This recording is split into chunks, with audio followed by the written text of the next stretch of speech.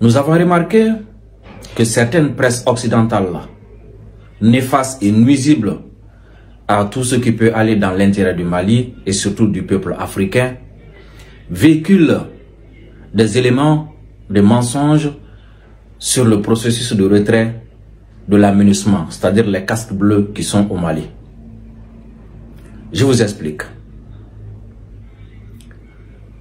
Le peuple malien, après avoir découvert que la MINUSMA s'est transformée en un instrument de déstabilisation aux mains des ennemis qui veulent diviser et semer le chaos au Mali, a décidé de manifester plusieurs fois pour demander le retrait des casques bleus, comme d'ailleurs ce que vous voyez au Congo.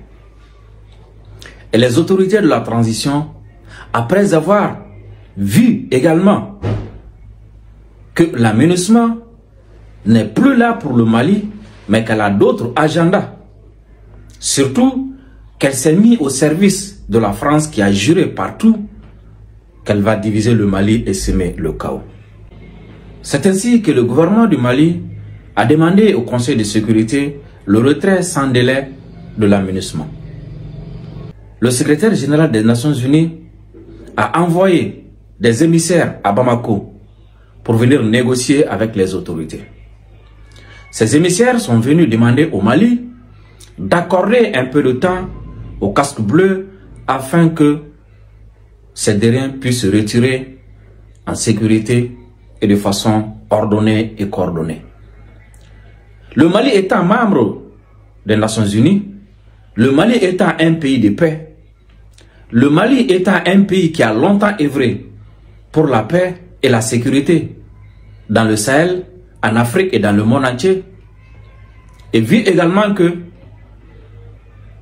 plusieurs pays contributeurs de troupes ne sont pas dans les jeux de la France.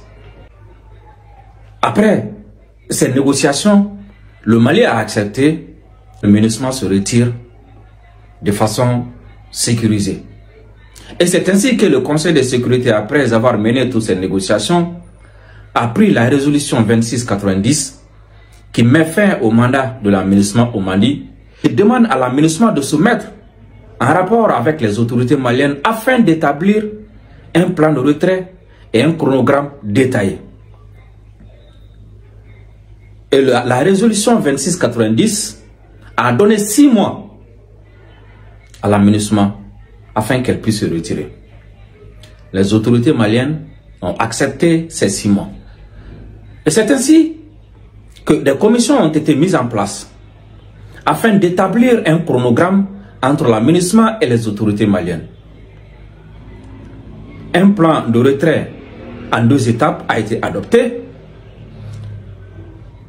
La première étape s'est achevée sans incident. Mais c'est depuis que la deuxième étape a commencé.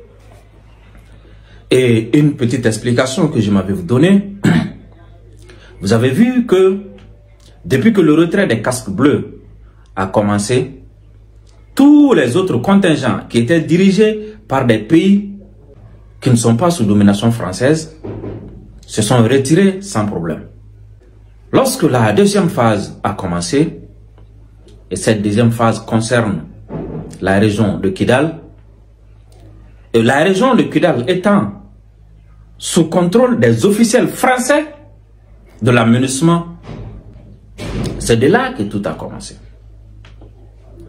Et c'est là-bas que, sous ordre des officiels français, la MINUSMA a décidé de ne plus respecter les dates prévues. Elle a commencé à se retirer, soit pendant la nuit, ou soit pendant le petit matin, sans informer les autorités maliennes. Alors qu'il était prévu dans le plan qu'avant tout retrait, qu'une commission composée des représentants de la MINUSMA et des autorités maliennes doit être sur le terrain pour faire l'inventaire, c'est-à-dire faire l'état des lieux des bases, savoir l'inventaire des armes, faire l'inventaire du matériel. Mais la MINUSMA a violé cet accord. Et en se retirant, au lieu de remettre ses positions à l'armée malienne, en se retirant, elle laisse ses positions aux terroristes.